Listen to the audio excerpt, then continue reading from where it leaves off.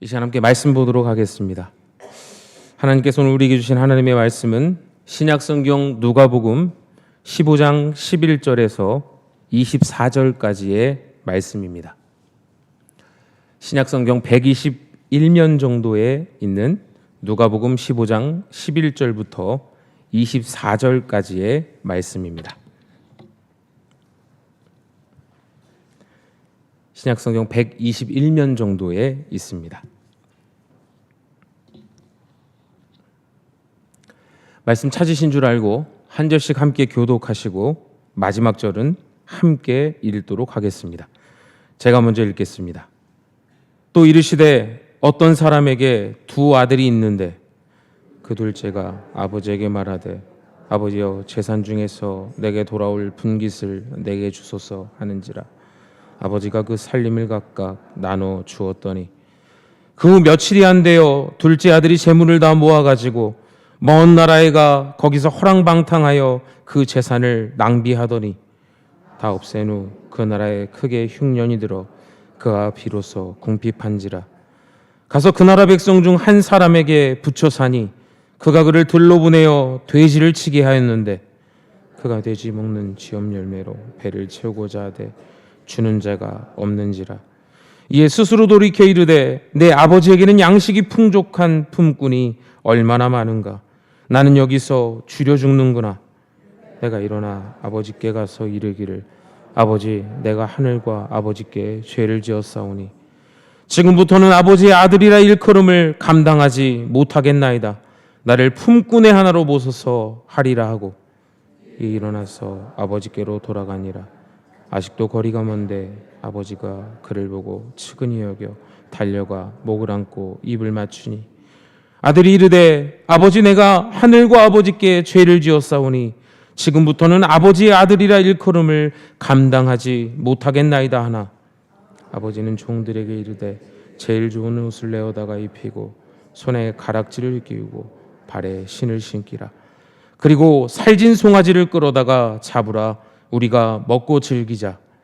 이내 아들은 죽었다가 다시 살아났으며 내가 잃었다가 다시 얻었노라 하니 그들이 즐거워하더라. 아멘. 이 시간 오늘 본문 말씀을 중심으로 무모한 사랑이라는 제목으로 함께 말씀을 나누겠습니다. 오늘 본문의 말씀은 누가복음 15장의 잃어버린 것들에 대한 비유 중 흔히 우리가 탕자의 비유라고 부르는 말씀 중에 일부입니다. 사실 탕자의 비유 말씀에서 나오는 세 명의 등장인물 중에 탕자라고 하면 아마 둘째 아들을 떠올리실 것입니다. 그런데 둘째 아들에게만 집중하여 말씀을 보다가는 예수님께서 말씀하시는 비유의 메시지를 놓치기가 쉬운데요. 예수님께서도 그래서 11절 말씀에서 어떤 사람에게 두 아들이 있는데 라는 말씀으로 말씀을 시작하시는 것을 볼 때 본문의 비유의 말씀은 우리가 여태까지 집중했던 둘째 아들, 동생 못지않게 형에 대한 것이기도 하고 두 아들 못지않게 아버지에 대한 것이기도 합니다. 그리고 사실 형에 대한 예수님의 말씀이야말로 성경이 우리에게 주는 가장 중요한 메시지 중 하나이기도 하기에 저는 오늘 본문의 말씀의 비유를 잃어버린 두 아들의 비유라고 명명하는 것이 예수님께서 하신 그 비유의 의도에 잘 어울린다라고 생각합니다. 이번 주와 다음 주 두 주에 걸쳐서 잃어버린 두 아들의 비유 말씀을 통해 하나님께서 우리에게 아낌없이 주시는 은혜를 함께 누리기를 간절히 소망합니다. 오늘은 그 첫 시간으로 둘째 아들과 아버지의 이야기를, 다음 주 수요일에는 맏아들과 아버지에 대한 이야기를 함께 나누어 보도록 하겠습니다. 흔히 우리가 탕자라고 쓰는 단어는 영어 형용사 프로디걸이라는 단어를 번역한 것입니다. 그러나 사실 이 프로디걸이라는 단어는 오늘 말씀에서 해석한 것 같이 제멋대로 군다라는 의미의 뜻보다는 무모할 정도로 씀씀이가 해프다라는 뜻을 가지고 있는 단어가 바로 이 프로디걸이라는 단어입니다. 곧 하나도 남김없이 다 쓰다라는 의미가 있는 것이죠. 물론 아버지의 재산을 먼 외국에 가서 남김없이 다 탕진해버린 둘째 아들을 볼 때 이 프로디걸이라는 단어가 이 아들에게도 꽤 어울리지만 사랑하는 아들에게 아낌없이 다 주는 아버지를 수식하는 단어로도 꽤 잘 어울리는 단어가 바로 이 프로디걸이라는 단어입니다.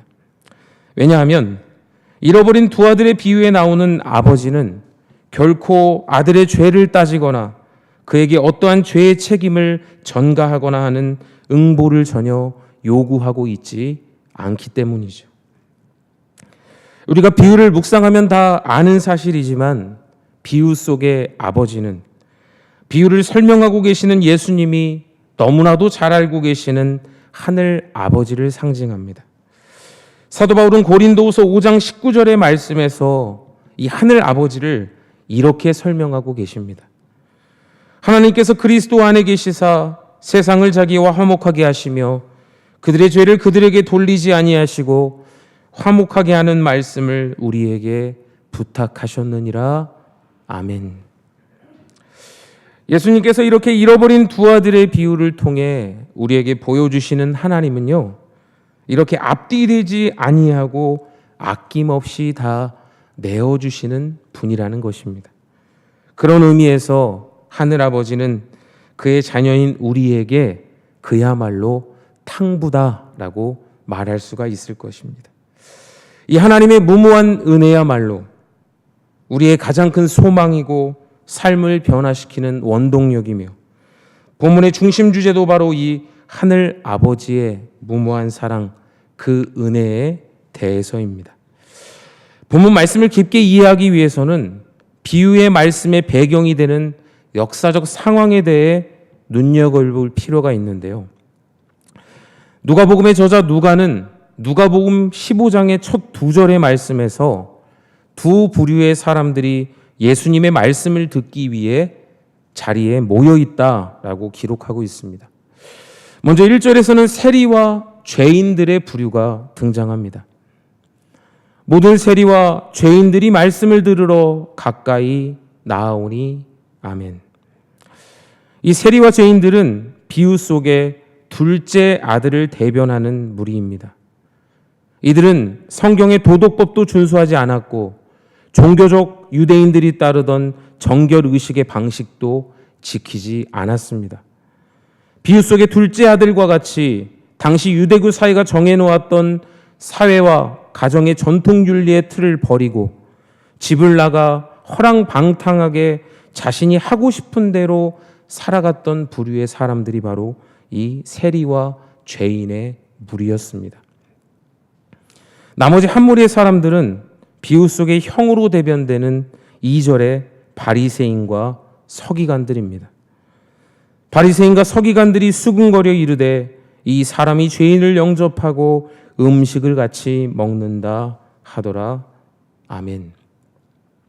이 바리새인과 서기관의 무리들은요, 자라면서 그들이 배웠던 유대교의 전통 윤리들을 고수했던 사람들입니다. 성경을 공부하고 그대로 순종했던 사람들이며 충실히 예배하고 꾸준히 기도했습니다. 누가는 너무나도 다른 이 두 부류의 사람들이 예수님의 말씀에 얼마나 다르게 반응했는지를 말씀을 통해 보여주고자 했습니다. 먼저 어찌 보면 경건하지 못한 무리인 세리와 죄인들에게는 나아오니라는 동사를 통해 그들이 계속해서 예수님께로 모여들었다는 것을 보여주고, 또 반대로 도덕적이고 종교적인 바리새인과 서기관들에게는 이 사람이 죄인을 영접하고 음식을 같이 먹는다라는 문장을 통해 예수님의 행동에 매우 불만 섞인 모습을 보여주는데, 아마도 도덕적이고 종교적이었던 바리새인과 서기관 무리들은 당시 누가복음 1장 1절 2절에서 벌어지고 있는 상황들에 크게 분노했을 것입니다. 그도 그럴 것이요. 예수님 시대에는 함께 앉아 음식을 먹는다는 것은 상대를 수용한다라는 표시였기 때문입니다. 예수님께서 이렇게 세리와 죄인들과 함께 한 식탁에 앉아서 음식을 드신다는 것은 도덕적이고 종교적이었던 바리새인과 서기관들이 볼 때 죄인이었던 세리와 죄인들의 이 무리들을 예수님께서 인정하시고 또 받아들이신다라는 의미로 해석하기 충분했기 때문입니다. 또한 예배에 나오지도 않고 율법을 준수하지도 않는 세리와 죄인의 무리들이 예수님의 가르침에 몰려드는 것으로 보아 예수님이 선포하시는 말씀은 자신들이 지키고 준수하는 말씀과 같은 진리가 없으므로 드러나마나 뻔한 말들이라고 생각했을 것이 분명합니다. 그렇다면 예수님이 말씀하고 계시는 이 잃어버린 두 아들의 비유의 말씀은 누구를 향한 가르침이었을까요? 사실 누가복음 15장 2절에서 보여주고 있는 바리새인과 서기관들의 태도에 대한 응답으로 예수님께서 하신 비유의 말씀이기 때문에 이 비유의 정확한 대상은 비유의 동생에 해당하는 세리와 죄인들의 무리가 아니라 오히려 비유의 형에 해당하는 바리새인과 서기관들의 무리라는 것입니다. 다시 말씀드리면 이 비유의 이야기가 관통하는 대상은 제멋대로 사는 죄인들이 아니라 매사에 성경의 규정대로 행하는 종교적인 사람들이며 예수님이 강하게 권면하시는 대상은 부도덕한 외부인이라기보다는 도덕적인 내부인이라는 거예요. 비유의 말씀을 통해 예수님께서는 이 비유를 듣는 사람들의 마음을 훈훈하고 따뜻하게 하시려는 것이 아니라 우리가 생각하고 있는 사고의 범주와 틀, 그 담벼락을 과감하게 허무시는데 그 목적이 있다라는 겁니다. 이렇게 잃어버린 두 아들에 대한 비유는 동생의 이기적인 자기중심성을 적나라하게 드러낼 뿐 아니라 형의 도덕주의적 삶에 대해서도 가차없이 드러내고 질책합니다.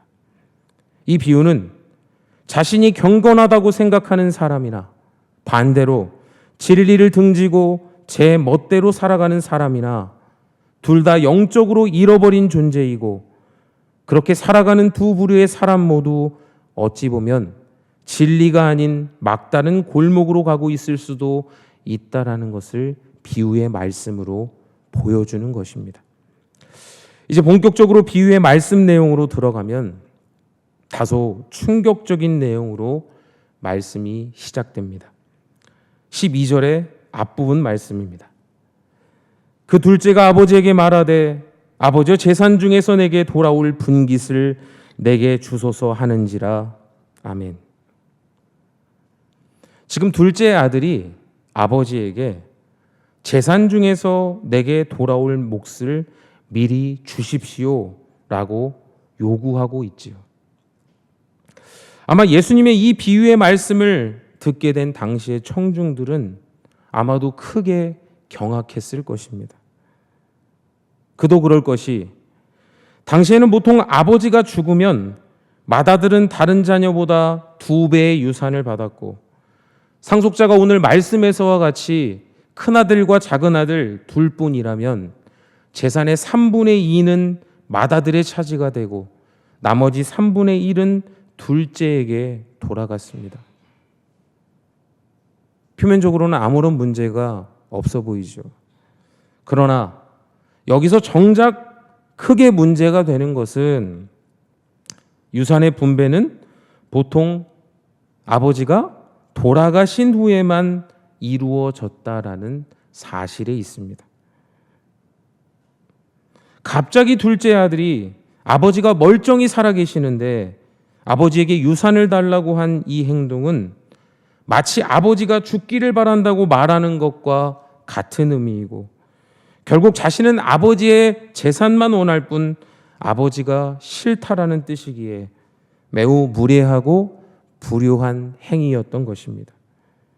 결국 둘째 아들에게 있어서 아버지는 단지 유산을 물려받기 위한 수단일 뿐이었는데 이젠 그 관계마저도 지겨워졌다는 말이며 아버지가 죽기를 기다리는 것이 너무나도 지루하고 힘들게 느껴져서 아버지에게서 어떻게든 벗어나고 싶었다는 것입니다. 그래서 둘째 아들은 무례하게도 살아계신 아버지를 찾아가서 저에게 정해진 몫을 넘겨주십시오 라고 요구했던 것입니다. 그런데요, 이 둘째 아들의 황당하고 무례한 요구보다 더 황당한 반응은요, 아버지의 반응이에요. 둘째 아들의 무례한 요청에 대한 아버지의 반응은 배은망덕한 아들의 요청보다 훨씬 더 충격적이라는 겁니다. 당시의 사회는 북의 사회였고 가정 안에서 가정의 위치는 절대적이었다라고 말할 수가 있을 것입니다. 따라서 가정에 대해 요구되는 그 경의와 존경이 자녀들에게 매우 엄격하게 요구되었을 거예요.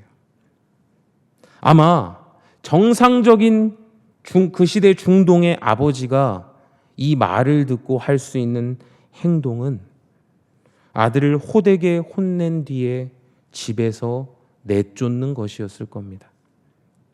그러나 이 아버지는 둘째 아들을 훈계하고 혼내기는커녕 말씀 15절 후반부의 말씀을 그대로 따르면 그 살림을 각각 나누어 주었다는 거예요. 여기서 아버지가 그 살림을 각각 나누어 주었다라는 말씀의 의미를 이해하기 위해서 본문의 살림으로 번역된 헬라어 단어 비오스의 뜻을 살펴볼 필요가 있습니다. 이 비오스라는 단어의 뜻은요, 생명이라는 뜻이거든요. 재산이라는 뜻을 지칭하는 구체적인 단어들이 많이 있지만 예수님께서는 이 생명이라는 뜻을 가진 비오스 단어를 지금 의도적으로 사용하고 계신 거예요.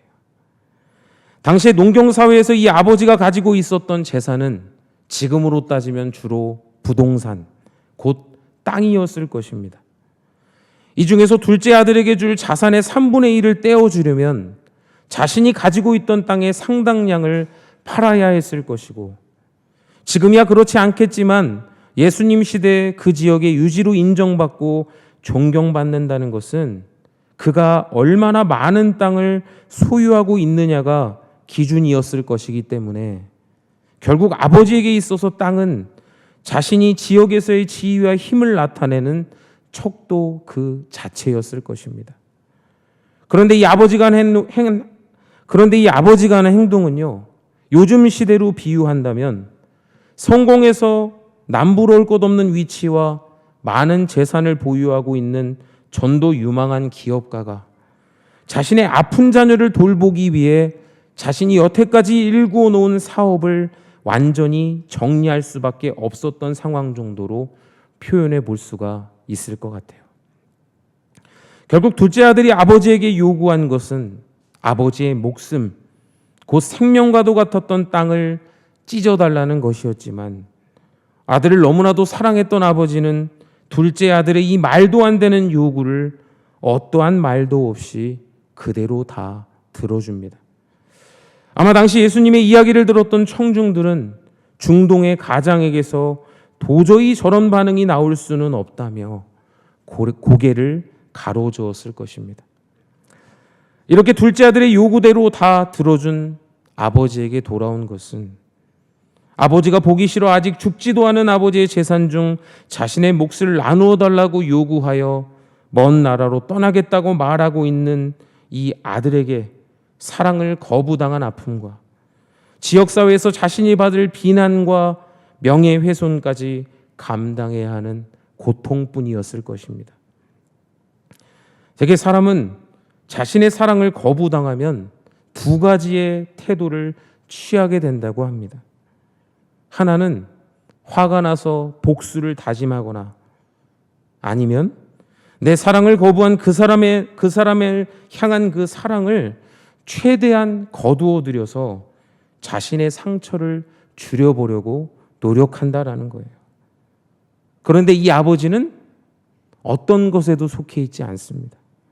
어찌된 것인지 떠나간 아들을 변함없이 사랑하며 묵묵히 그 괴로움을 혼자서 견뎌냅니다. 그렇다면 이제 우리의 눈길은 이렇게 멀쩡히 살아있는 아버지에게 자신의 몫의 유산을 요구하여 먼 나라로 떠나버린 둘째 아들에게로 향해야겠습니다. 너무나도 유명한 말씀이라 잘 알고 계시겠지만 이 둘째 아들은 먼 나라로 가서 허랑방탕하게 생활하여 얼마 가지 않아 아버지에게서 받은 유산을 모두 탕진하여 버립니다. 13절의 말씀입니다. 그 며칠이 안 되어 둘째 아들이 재물을 다 모아가지고 먼 나라에 가 거기서 허랑방탕하여 그 재산을 낭비하더니. 아멘.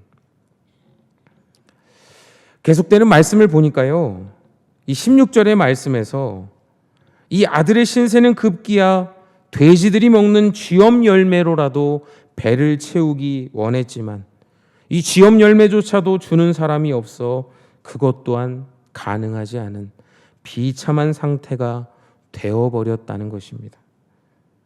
당시 유대인들이 가장 싫어하는 동물이 바로 돼지였다고 하는데 그 돼지를 치는 일을 하는 것만으로도 유대인들이 볼 때 가장 천박하게 생각하는 신세가 된 것인데 그 돼지가 먹는 쥐엄 열매를 먹으려고 했지만 그것조차 못 먹는 처지라고 한다면 이 아들은 그야말로 가장 비참한 상태에 놓이게 되었다라는 거예요. 그야말로 신세가 마치 돼지같이 되어버렸습니다.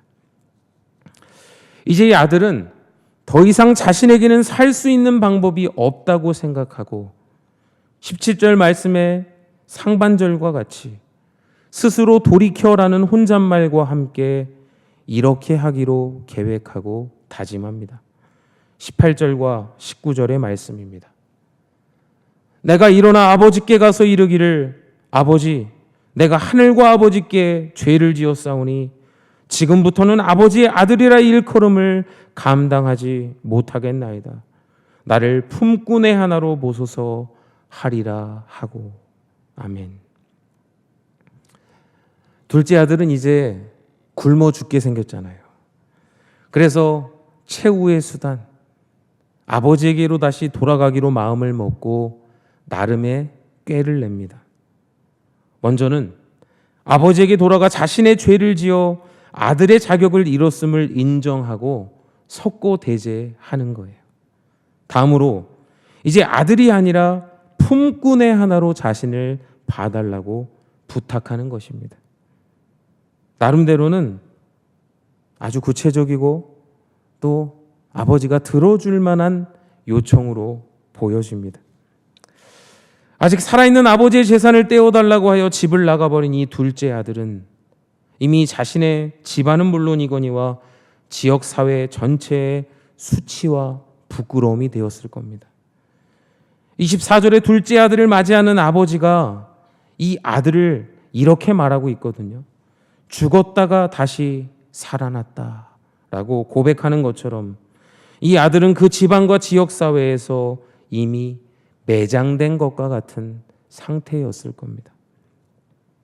당시 랍비들의 가르침에 따르면 지역사회의 규범을 어긴 사람은 단순히 그 죄를 사죄하는 것만으로는 안 되고 그에 대한 배상 책임까지 져야 했기에 이러한 가르침을 알고 있었던 둘째 아들이 아버지에게 돌아가 하려고 했던 말은 아마 이런 것이었을 겁니다.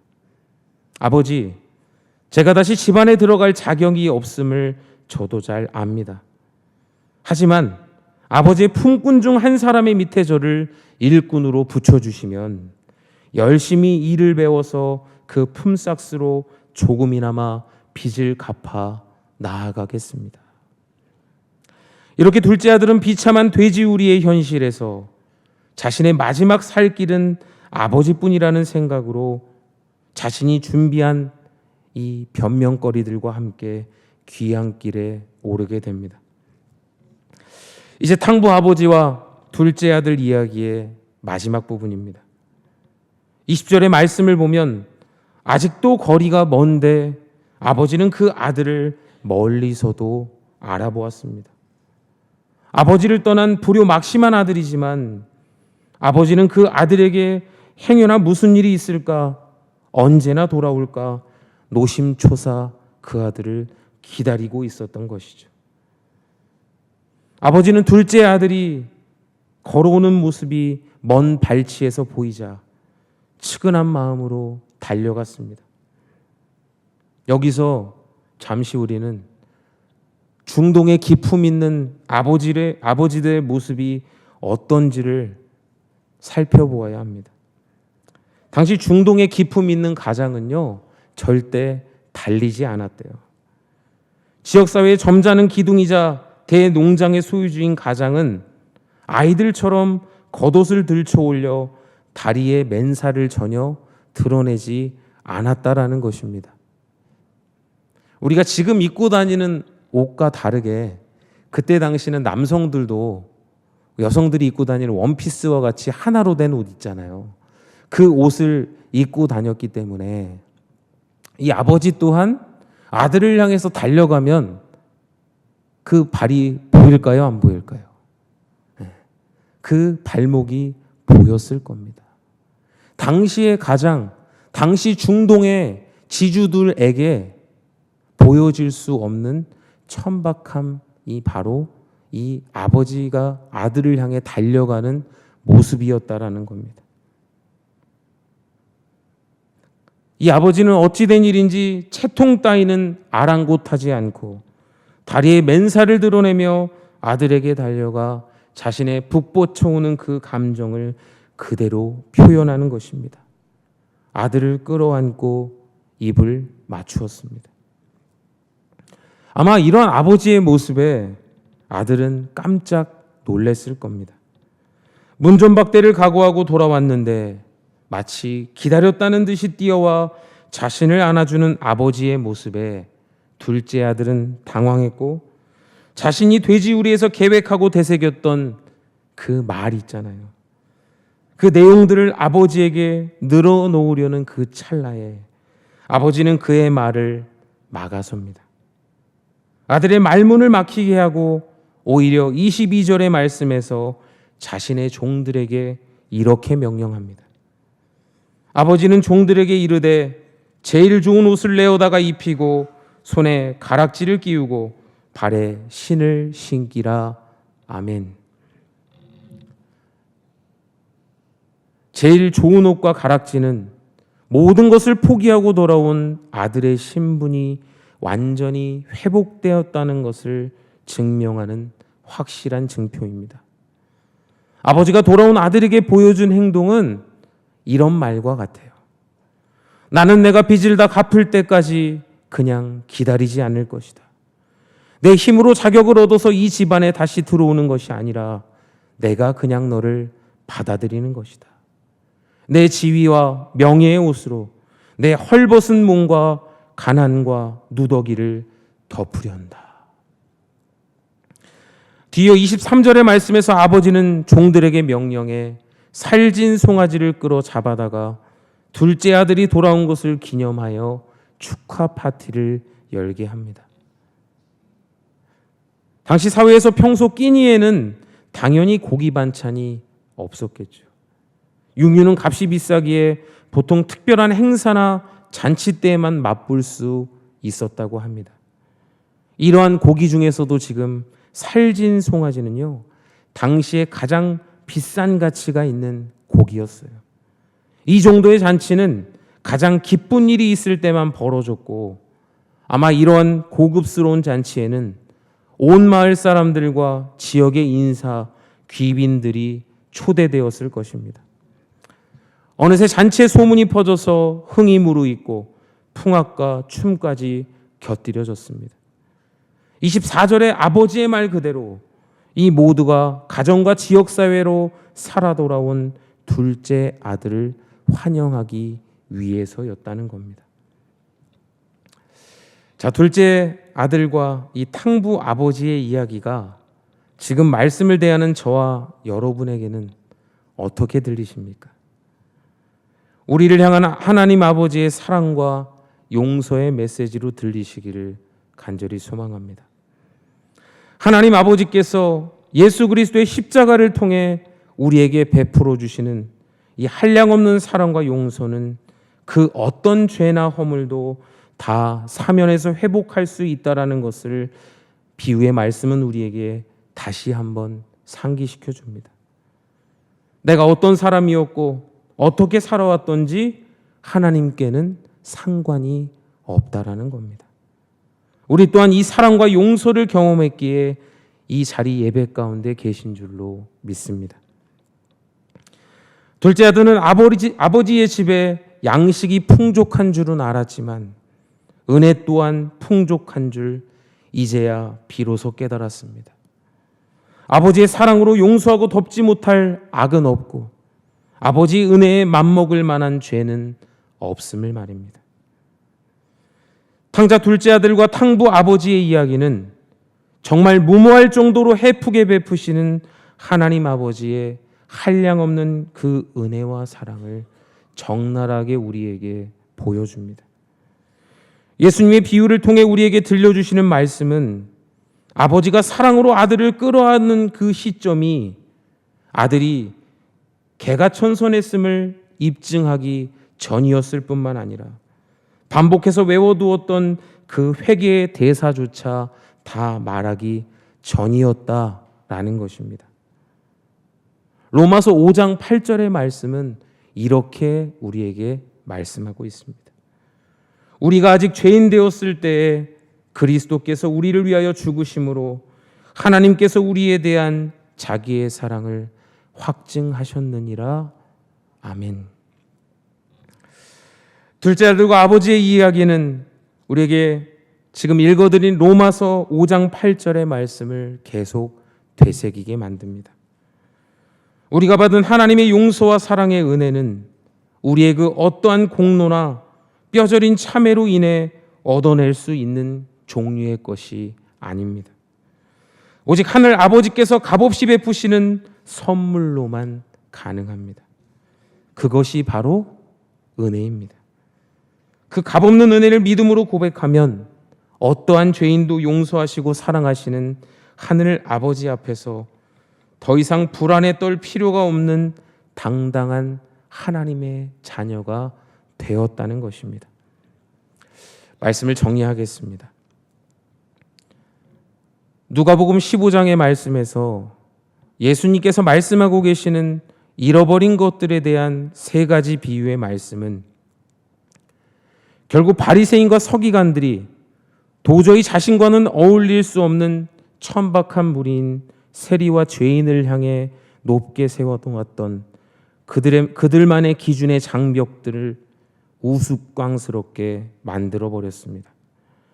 특별히 누가복음 15장 2절의 말씀에서 예수님께서 죄인을 영접하고 음식을 같이 드시는 모습을 통해 앞으로 벌어지게 될 천국잔치의 모습이 어떠한지 미리 보여주심으로 바리새인과 죄인들의 운명을 완전히 역전시켜 놓으시는 것입니다. 예수님이 비유의 말씀을 통해 보여주시는 변증은 간단하고 분명합니다. 그 사람이 어떤 사회적 계층에 소속되었는가를 불문하고 지금 회개하고 돌아오는 자들을 하늘 아버지께서는 너무나도 기뻐하신다는 것입니다. 당시 유대교의 정통 윤리를 고수하고 말씀을 공부하고 그대로 순종했으며 충실히 예배하고 꾸준히 기도했다고 자부하는 바리새인과 서기관들에게 천국잔치의 이 기쁨을 설명하고 가르쳐 주시기 위해 하나님이신 그분이 이 땅 가운데 가장 겸손하고 낮은 모습으로 오셨다는 것을 분명하게 말씀하고 계시는 것입니다. 또한 예수님께서는 비유의 말씀을 통해 하나님 나라의 가장 큰 관심이 무엇인지 분명히 밝히고 계시는데요. 우리가 섬기는 신앙 공동체, 즉 교회는 특정 그룹의 기쁨과 즐거움을 위한 수단으로 결코 전락할 수 없다라는 것입니다. 예수님에게 있어서 모든 인간은 예외 없이 구원의 대상이고 예외 없이 사랑의 대상입니다. 오늘 말씀에서와 같이 진정한 회심 없이 진실한 사랑과 기쁨 없이 행해지는 종교 행위를 예수님께서는 단호히 거부하시면서 하나님이신 그분은 오늘도 묵묵하게 그 사랑과 용서, 기쁨이 필요한 그 누군가와 함께 먹고 마실 식탁을 준비하실 분입니다. 하나님께서는 이 천국잔치의 초대에 기쁨으로 응답하는 사람들을 당신의 백성으로 회복시키실 것입니다. 우리 모두도 이 일을 위해 부름받았다는 사실을 여러분 잊지 마시기를 이 시간 간절히 소망합니다. 복음의 전달자인 우리 성도는 메시아의 잔치 사역을 이 땅에서 재현하는 사명을 감당해야 할 줄로 믿습니다. 주변에 이 잔치에서 소외된 사람들이 없도록 누구에게든지 전하고 초대하여 함께 먹고 마실 준비가 되어 있어야 한다고 오늘 말씀은 이렇게 우리에게 도전합니다. 요한일서 3장 17절 18절의 말씀입니다. 누가 이 세상의 재물을 가지고 형체의 궁핍함을 보고도 도와줄 마음을 닫으면 하나님의 사랑이 어찌 그 속에 거하겠느냐. 자녀들아, 우리가 말과 혀로만 사랑하지 말고 행함과 진실함으로 하자. 아멘. 우리는 더 높은 곳으로, 더 풍족한 것을 추구하며 더 좋은 곳으로 우리 삶을 채워나가기 위해 부름받은 것이 아닙니다. 복음이 필요한 사람들을 향해 더 낮은 곳으로 지속적으로 내려가며 더 가까이 다가가기 위해 부름받았다라는 사실을 기억하시고 그렇게 복음을 위해 귀하게 쓰임받는 우리 모두 또한 우리 대림교회 되기를 이 시간 간절히 소망하고 축복합니다.